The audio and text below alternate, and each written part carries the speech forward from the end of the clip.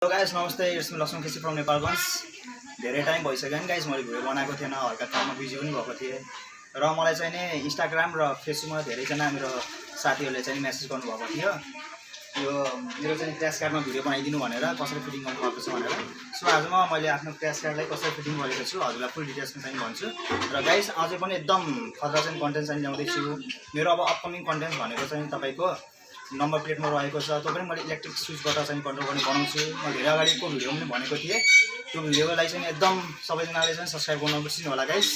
अब चाहिँ हामी चाहिँ आज चाहिँ यो बाइकको लेग गार्डमा चाहिँ यो क्र्यास कार्ड चाहिँ फिट गरेर देखाउँछु।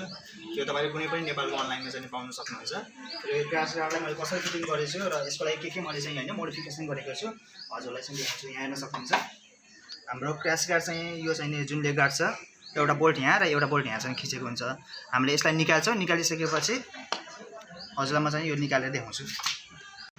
तपाईँले हेर्न सक्नुहुन्छ हाम्रो एनएसको चाहिँ नि यो जुन लेग गार्ड छ यसको बोल्ट यहाँ हुन्छ। खास पनि हामीले चाहिँ यहाँको र यहाँको चाहिँ बोल्ट निकालेर यहाँ चाहिँ नि हामीले एउटा प्लेट लगाएर यसमा चाहिँ हाम्रो चाहिँ क्र्यास कार्ड चाहिँ फिट गर्छौँ। अब चाहिँ म चाहिँ यसलाई चाहिँ निकाल्छु र मैले यसमा के मोडिफिकेसन गरेछु यसलाई फिट गर्नुलाई हजुरलाई म त फुल डिटेल्समा देखाउँछु।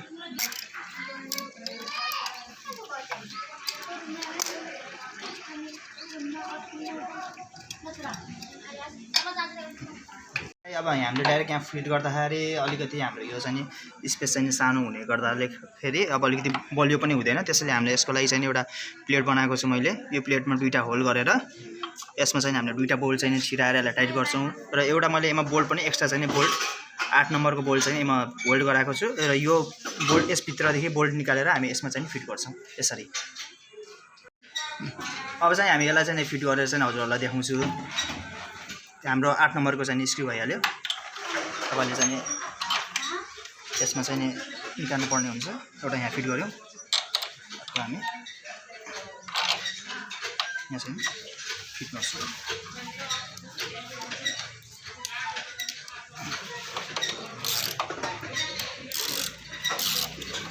यसरी तपाईँले यहाँ चाहिँ दुईवटा प्लेट गराएर होल्ड गराएर चाहिँ हामीले यसलाई टाइट गर्छौँ। हाम्रो क्र्यास कार्ड पनि स्ट्रङ हुन्छ अनि अलिकति क्र्यास कार्डको स्पेस पनि अलिकति भएर आउँछ।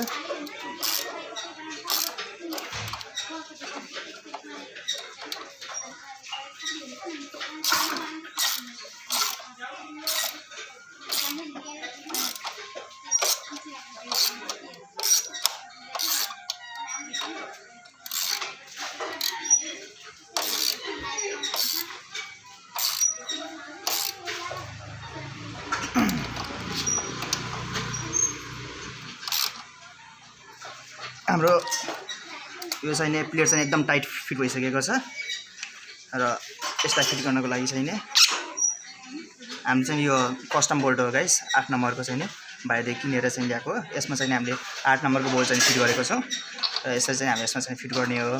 त्यसमा हामीले बोल्ट छिराउँछौँ पहिला सुरुमा। छिराइसकेपछि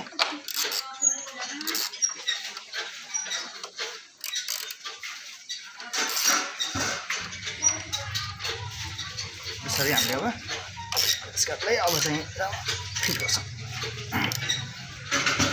ल गाइस टाइट भइसकेको छ र चाहिँ हामीले चाहिँ माथिबाट यसरी घुमाएर हाम्रो चाहिँ बाइकको लुक अझै नेकेड सेक्सी एकदम ब्युटिफुल बवाल देखिरहेको छ गाइस है। अलिकति हाम्रो यो पुरानो हो गाइस होइन। यो चाहिँ अब चाहिँ हाम्रो बाइक लुक अगाडिबाट हेर्न सक्नुहुन्छ। एकदम चाहिँ निट क्लिन देखिरहेको छ।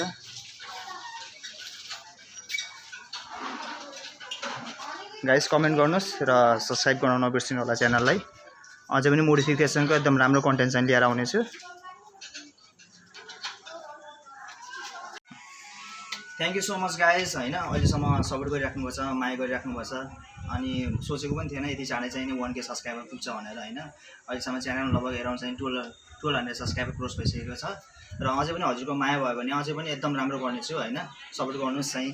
अझै पनि बाइकको चाहिँ एकदम राम्रो चाहिँ मोडिफिकेसन कन्टेन्टहरू लिएर आउनेछु। अबको चाहिँ अपकमिङ भिडियोजहरूमा चाहिँ मैले एकदम राम्रो बाइकको मोडिफिकेसन भिडियोजहरू चाहिँ छ होइन, त्यो चाहिँ लिएर आउनेछु। र चाहिँ गाइसहरू इन्स्टाग्राम र फेसबुकमा चाहिँ फलो गर्नुहोस् हैन, लिंक चाहिँ डिस्क्रिप्सनमा दिएको छु। र गाइस आजलाई यति, अर्को भिडियोमा चाहिँ भेटौँला। Thank you so much.